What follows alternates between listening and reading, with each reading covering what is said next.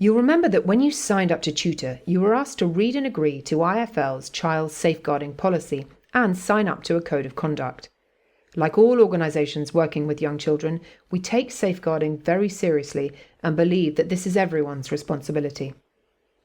We're just going to go over the key features of our safeguarding approach to be sure that you're clear what your responsibilities are as a volunteer and what behaviour we expect from TutorMate tutors.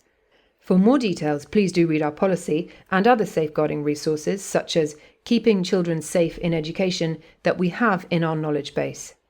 First, what is safeguarding? Safeguarding is a term that relates to the action taken to promote the welfare of children and protect them from harm.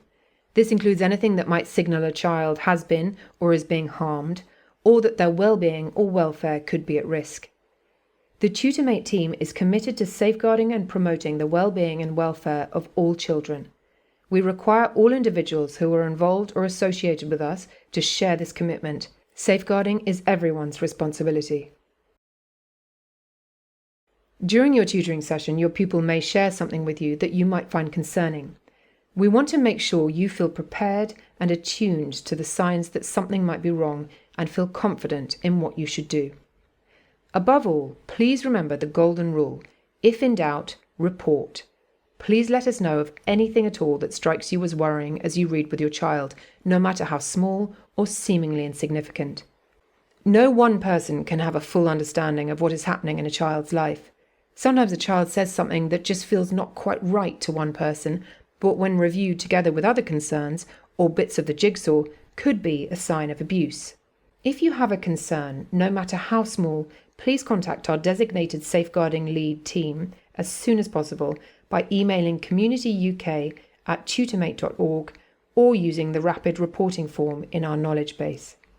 We understand that you might feel upset in the event that a child discloses something that leads you to suspect abuse or maltreatment. Please do remember that your reaction can have an impact on the child you're talking to, so try and do the following. Focus on what the child is saying. Try to avoid thinking about what to do next as they are speaking. Try to make a note of the child's exact words. Don't underestimate the courage that they've shown in talking to you. They have chosen you as someone that they trust. Try to react in a calm and reassuring manner, controlling any shock or making any judgments, and let them know they were right to tell you. I understand it might be difficult to talk about this. You're brave. Show concern and empathy. I'm so sorry that this has happened, and I will let the right people know. Let the child control the conversation. Be welcoming and allow the child to speak openly. Do not ask any leading or probing questions to learn more about the details of an incident or if it occurs often. This is the job of the designated school safeguarding officer. Be clear that nothing can be kept confidential. Emphasize that while you won't tell everyone, you will let the right people, i.e. those that can help, know. Continue with the TutorMate session, if that's possible or relevant. As soon as the session has ended, report your concern immediately to communityuk@tutormate.org using the rapid reporting form on our resources page, and which was included in the Code of Conduct. We're going to take a moment to ask you to consider a real scenario that occurred for a TutorMate volunteer last year. Ava, the child, and Ruth, our volunteer, were reading a story about a big bath which was overflowing with bubbles. At one point in the story, the bubbles spilled onto the floor and made a big mess.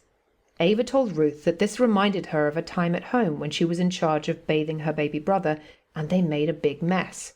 She got worried that her dad was going to slap her, and so she tidied it up quickly. This didn't feel quite right to Ruth.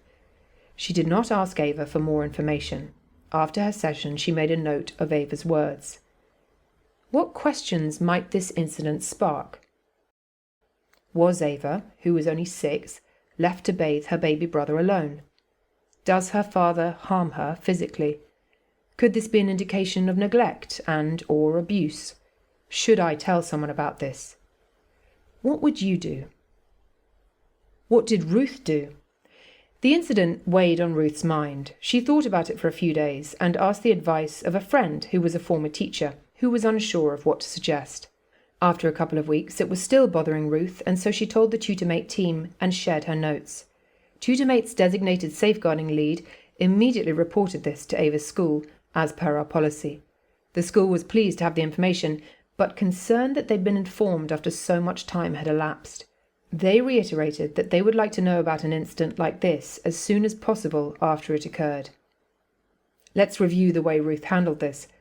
She did the right thing by taking notes.